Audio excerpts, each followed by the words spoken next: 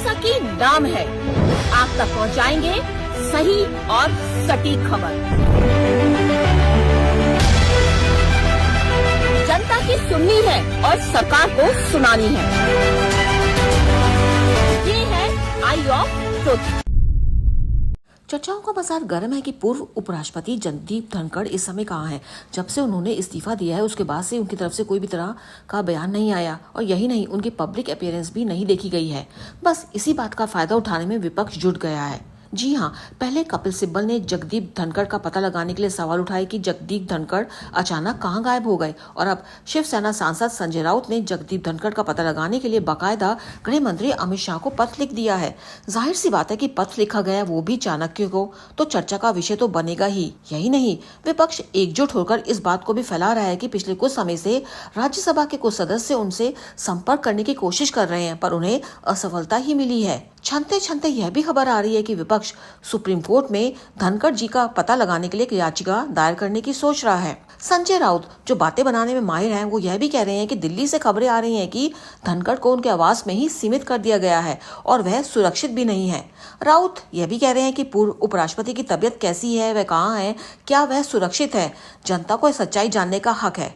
उन्होंने कहा कि चिंता इसलिए भी हो रही है कि उनके किसी भी कर्मचारी से भी कोई संपर्क नहीं हो पा रहा है। वैसे इससे पहले खुद उद्धव ठाकरे ने जगदीप धनखड़ के बारे में सवाल उठाते हुए इस मुद्दे पर चर्चा कराने की मांग की थी।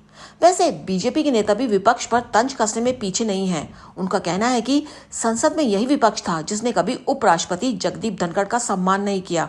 उनके बार बार अनुरोध करने पर भी संसद नहीं चलने दी और आज सिर्फ राजनीति करने के लिए उन्हें जगदीप धनखड़ की याद आ रही है। माना यही जा रहा है कि विपक्ष की ओर से जगदीप धनखड़ को लेकर शुरू की गई ये कवायद उपराष्ट्रपति पद के चुनाव को देखते हुए शुरू की जा रही है। विपक्ष पूरी कोशिश में है कि इस बार यह पद उनके किसी नेता के हाथ में आए। उपराष्ट्रपति चुनाव को लेकर मल्लिकार्जुन खड़गे विपक्षी दलों से संपर्क कर रहे हैं और पूरी कोशिश में है कि इंडी गठबंधन के संयुक्त उम्मीदवार पर सहमति बन सके। विपक्षी दल इस बार चुनाव लड़ने से पीछे नहीं हटना चाहते, पर इन सबके बीच शशि थरूर के इस बयान से कांग्रेस और मल्लिकार्जुन खड़गे के अभियान को झटका जरूर लग सकता है। जी हाँ, पिछले कुछ समय से कांग्रेस से विपरीत दिशा में चल रहे शशि थरूर ने कह दिया है कि एनडीए जिसे भी उम्मीदवार बनाएगी और उपराष्ट्रपति बनाना चाहेगी वही उपराष्ट्रपति बनेगा, क्योंकि संसद सदस्यों के बहुमत उनके साथ है। थरूर ने यह भी कह दिया कि चुनाव में राज्य विधानसभाएं हिस्सा नहीं लेती, इसलिए परिणाम तो लगभग तय ही है।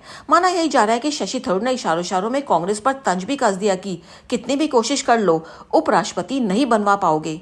चुनाव में विपक्ष की हार तय है। आपको बता दें कि उपराष्ट्रपति पद के लिए 9 सितंबर को चुनाव होगा और इससे पहले विपक्ष जगदीप धनखड़ का मुद्दा उछालकर सरकार को बदनाम करने की पूरी कोशिश कर रहा है।